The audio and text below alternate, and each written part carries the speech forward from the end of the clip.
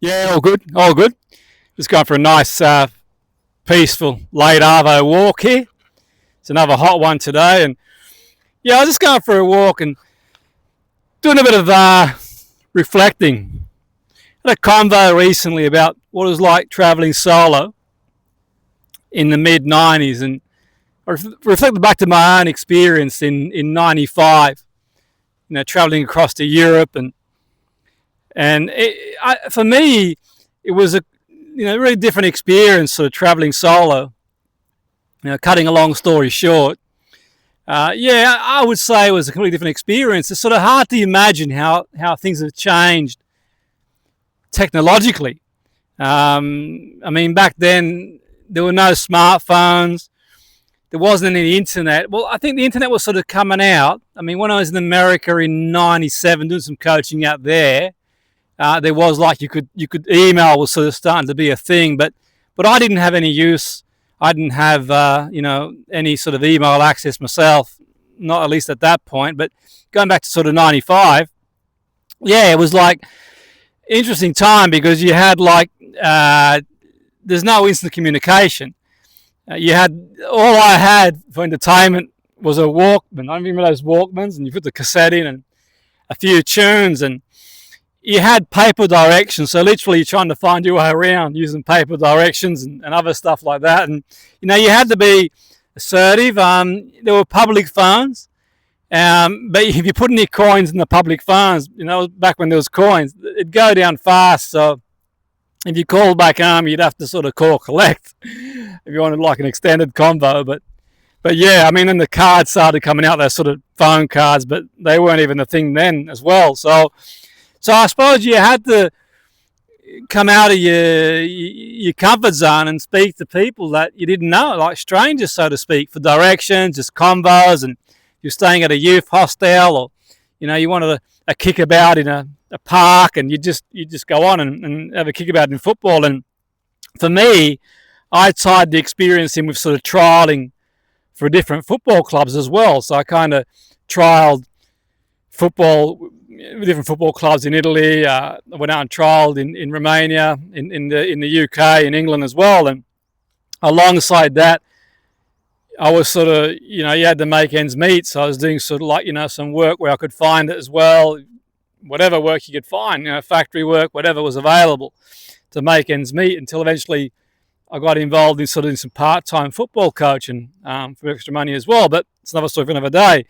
But the whole experience, yeah, was different in many ways. I mean, you had to literally, you had the call phones or whatever else, and yeah, it was a whole different experience and to what it is now. And I mean, even the sort of camera, you never really carried a camera. I didn't carry a camera around. Every now and again, I get one of those disposable cameras where you take photos and bring it in to get, published, and that could take anywhere between 2 hours if you wanted like express, or a week or so type thing, if my memory serves me correct. But look, I'm not saying it was better or worse or one or the other.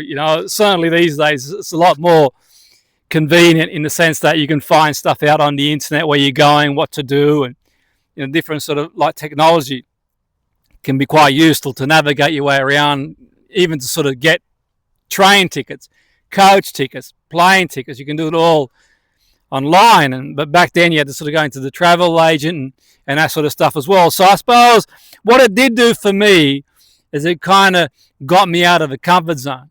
It got me out of the comfort zone, from growing up in a small suburb and not really venturing too far from that suburb growing up type thing, to all of a sudden in the big wide world, so to speak. Yeah, it was like coming out of a comfort zone. So I learned pretty quick. You learn pretty quick to be assertive and sort of face your fears and yeah, you sort of, you face the sort of fears. I mean, especially if you're going into the unknown, and you go in places where you don't know anyone or don't know anything about the place at all, only other than when you land there and you kind of, figure it out. So, yeah, I mean, there was that, and I suppose that added to the adventure to a certain extent because, you had the sort of like literally, I can think of loads of moments from, anything from sort of joining in kick around football in a local park to asking someone for directions, or anything really, or just sort of making convo and with someone. So I think solo traveling sort of brings that out of you anyway. You've got to sort of step out of that comfort zone. But certainly in the mid-90s, it was a whole new dimension because you didn't have that instant communication, so to speak. And then you got different time zones and so on and so forth. And it was an incredible experience. But it's always good to hear. That's my sort of take on it. I'm sort of just anecdotally speaking on my experience, and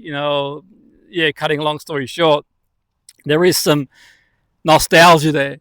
When I think back to what it was like, traveling, and I suppose if you had to make arrangements for accommodation, you had to sort of you had the whole the phone books, and you had to go to travel agencies, ask around. You had the big maps, so to speak. So you might get off a train, and to get to your hotel, you got to sort of follow and navigate a map and that sort of stuff. Really, you might have the odd disposable camera, take a few pics, and get them printed out now and again as well.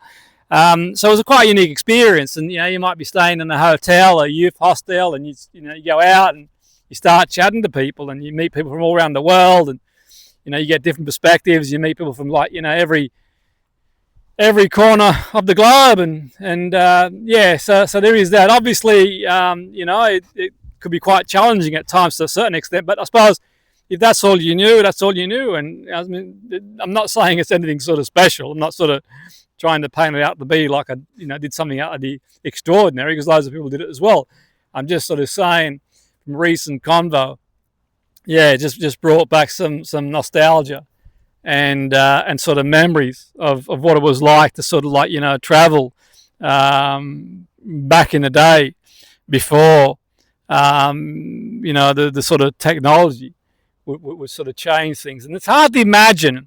I was on a bit of a road trip last week, and it's hard to imagine. I stopped for a moment on the road trip, and I was thinking it's hard to imagine what it was like without your sort of sat navs, without your sort of Google Maps, without your WhatsApps, without the internet and social media.